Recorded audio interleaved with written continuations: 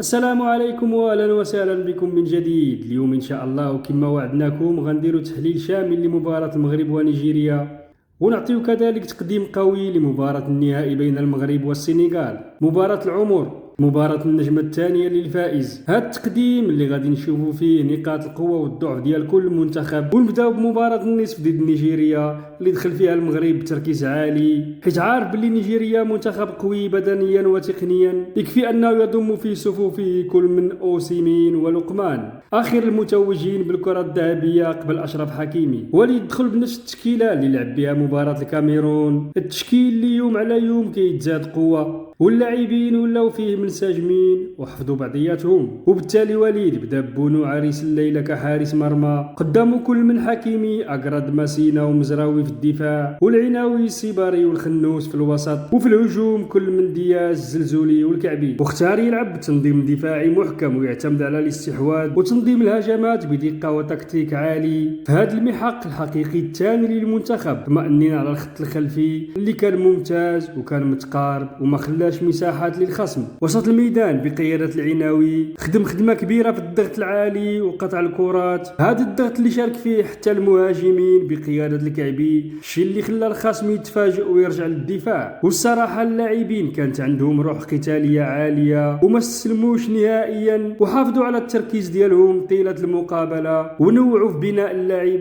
حاجة وحدة اللي كانت ناقصة هي الكرة تدخل الشبكة، حيت كان الماتش يسالي قبل ضربات الجزاء، لكن لعله خير. هاد الضربات خلات العنكبوت بونو يبدع مرة أخرى في التصديات، وبالتالي غادي نلعبوا الفينال وحنا مطمئنين على عارين الأسود. التأهل اللي حرق لنا الأعصاب جا نتيجة الانضباط التكتيكي، الصبر والتركيز حتى آخر دقيقة. الفريق كله لعب بعقلية الكبار واستحق بطاقة النهائي عن جدارة، فبرافو للرجال والوليد اللي اعطانا منتخب قادر يمشي بعيد حتى في كأس العالم ودخل الفرحة على الجمهور المغربي. نجيو دابا لمقابلة النهائي والمواجهة الصعبة كونتر السنغال، وهنا الكثير من الجماهير كيشوفوا بأن السنغال أقل قوة من نيجيريا، وبالتالي الفوز غادي يكون للمنتخب المغربي. وانا متفق معهم بأن المنتخب النيجيري اللي شفنا في هذه الدورة هو المنتخب الوحيد الذي يرعب الجميع، ولكن في عرف كرة القدم أي منتخب كيوصل للنهائي كيكون جاهز 100%، وما كاينش شي نهائي سهل على الإطلاق. وأنا كانت لي متابعة دقيقة لهذا المنتخب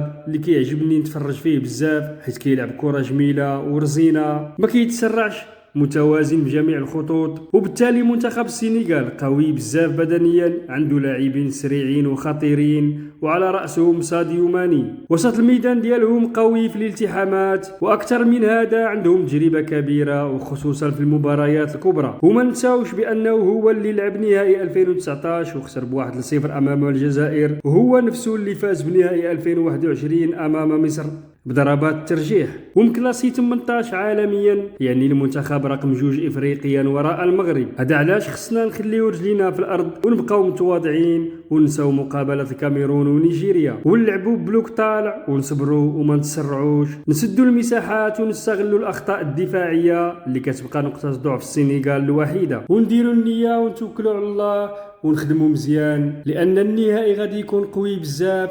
لكن المغرب عنده كل الامكانيات باش يربح اللقب ان شاء الله. وهنا غادي نزيد نطلب من اللاعبين يضاعفوا الجهود ويحرتوا التيران مره اخرى وياكلوا العشب اللي فيه، حيت بقات خطوه وحده والحلم يكمل. واخا حنا عارفين باللي داروا مجهود خرافي قدام الكاميرون ولعبوا بالاعصاب 120 دقيقه قدام نيجيريا، وحنا بغينا دموع الفرح ديال حكيمي ودياز تكون هي الوقود ديال اللاعبين ويخرجوا لنا ماتش عالمي وتكمل الفرحه ونحققوا النجمه الثانيه كما حكيمي جاب النجمه الخامسه في الكره الذهبيه، ونكملوا المشوار الرائع اللي بديناه في كاس العالم قطر 2022 مرورا ببرونزيات اولمبياد باريس ولقبي وهبي وسكيتيوي. والحمد لله كنت ديما متفائل بالفوز في جميع الحلقات السابقه، ولعل ابرزهم الفيديو ديال التوقعات اللي تسجل قبل مباريات الثمن، وكانت نسبه النجاح فيه كبيره بزاف، وصلت ل 87.5% بالنسبة للثمن، و75% بالنسبة للربع، و50% في النصف، باش تعاود تطلع ل 100% في مقابلة النهائي اللي كنت عطيت فيه بطاقة التأهل لكل من المغرب والسنغال، وقلت بأن الفائز سيكون هو. فحظ موفق للمنتخب المغربي، وإن شاء الله الكاس يبقى في الدار. وشكرا لوليد مهندس الإبداع الكروي في المغرب، وشكرا للاعبين اللي كانوا أسود بحق. وما تنساوش ديروا لايك وتشتركوا في القناة باش يوصلكم كل جديد.